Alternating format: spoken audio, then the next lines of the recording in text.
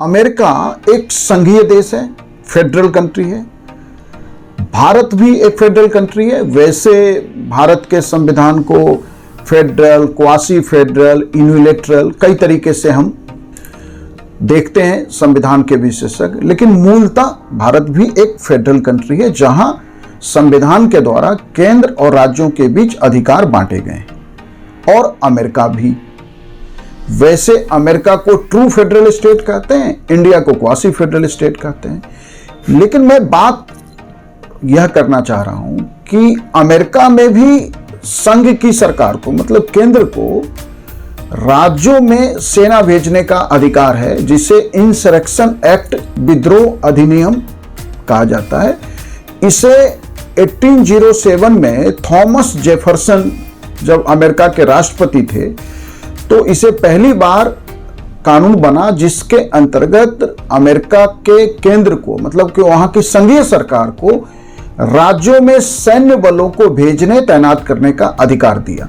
वैसे इस insurrection act में कई बार बदलाव हुए, कई बार संशोधन हुए और यह अधिनियम अमेरिका के संघीय सरकार को राज्यों में सैन्य बलों की तैनाती का अधिकार देता है।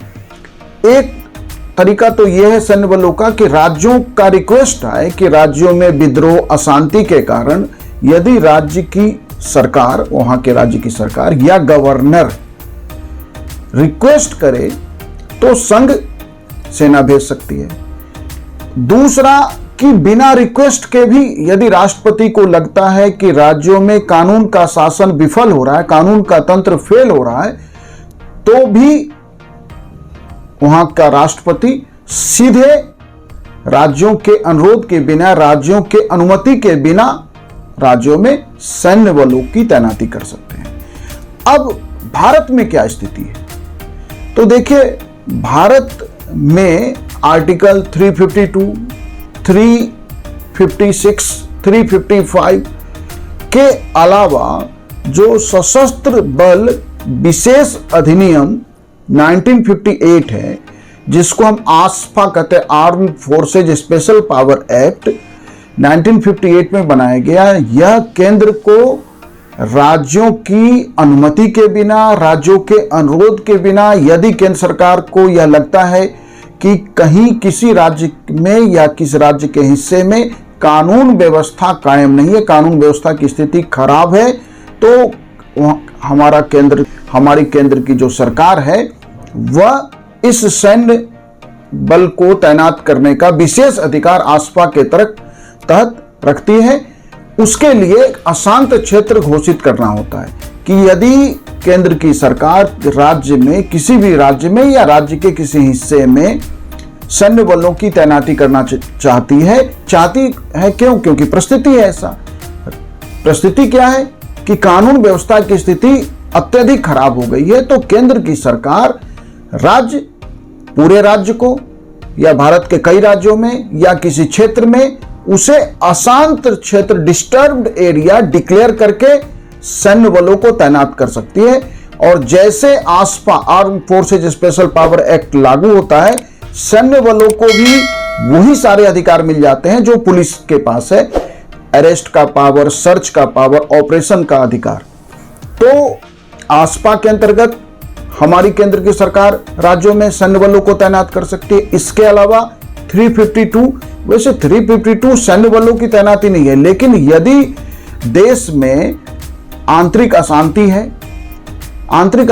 है, मतलब कि उसमें वैसे संशोधन करके कर दिया गया, सशस्त्र विद्रोह की रिविलियन हो गया है, आर्म्ड रिविलियन हो गया है, हथियारबंद विद्रोह हो गया है, हम पे किसी देश ने आक्रमण कर दिया है या हम युद्ध लड़ रहे हैं, तो तीन परिस्थिति है: युद्ध की स्थिति में, आक्रमण की स्थिति में और सशस्त्र विद्रोह की स्थिति में 352 के अंतर्गत भारत के राष्ट्रपति देश में राष्ट्रीय आपातकाल लागू कर सकते हैं और इसके दौरान राज्यों के मामले में केंद्र का अधिकार बढ़ जाता है। वैसे सैन्य बलों की तैनाती का मामला नहीं है, लेकिन जब राज्यों का मामला, राज्यों का प्रशासन भी यदि चाहे तो केंद्र की सरकार वहां 356 लागू करके अपने हाथ में ले सकती है। तो 352 के अंतर्गत राष्ट्रीय आपातकाल घोषित होने के बाद केंद्र की सरकार को विशेष अधिकार मिल जाता है।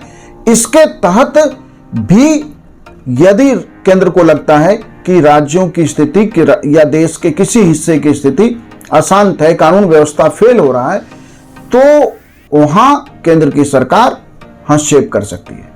356 तो है ही इसी बात के लिए कि यदि राज्य का संवैधानिक तंत्र फेल हो गया है, राज्य की कॉन्स्टिट्यूशनल मशीनरी ब्रेकडाउन हो गई है, तो ऐसी स्थिति में राज्यपाल के रिपोर्ट के आधार पर वहां राष्ट्रपति शासन लगाया जा सकता है और राज्य का शासन प्रशासन केंद्र के हाथों में आ जाता है और केंद्र सरकार के डायरेक्शन में कंट्रोल में राज्यपाल राज्य का प्रशासन चलाते हैं और फिर उस दौरान सैन्य बलों की तैनाती भी हो सकती है। 355 वो एक मुख्य आर्टिकल है जिसके अंतर्गत केंद्र की सरकार राज्यों के अनुरोध के बिना सीधे राज्यों में सेना तैनात कर सकती है।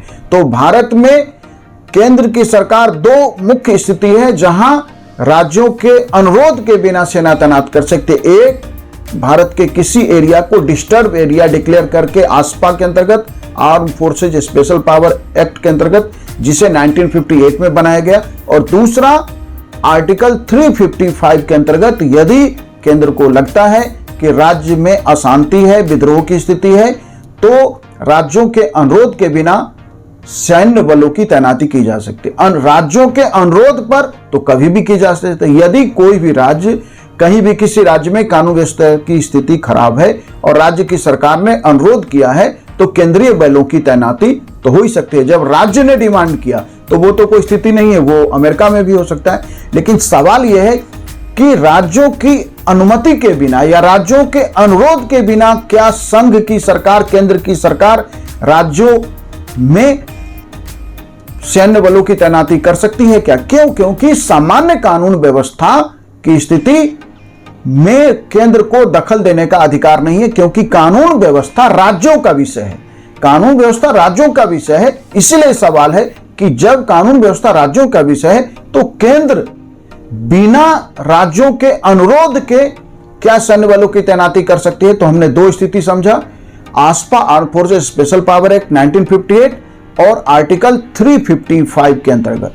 352 में और 356 में केंद्र को विशेष अधिकार मिल जाता है, उस दौरान भी तैनात की जा सकती है, लेकिन दो सीधे तैनाती का अधिकार देता है 355 और आसपा।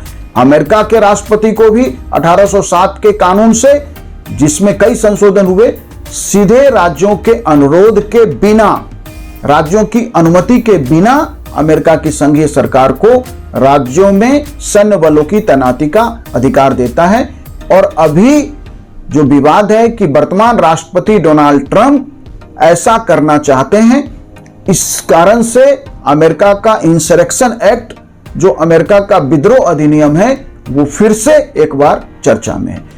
तो हमने ये समझा कि अमेरिका भी एक फेडरल स्टेट है, भारत भी एक फेडरल स्टेट है, तो क्या इन दोनों देशों में केंद्र की संघ की सरकार राज्यों में सैन्य बलों की तैनाती कर सकती है? नहीं। तो आंसर क्या है? कर सकती है, अनुरोध पे भी और बिना अनुरोध के भी, सीधे हस्तक्षेप करके भी। Thank you.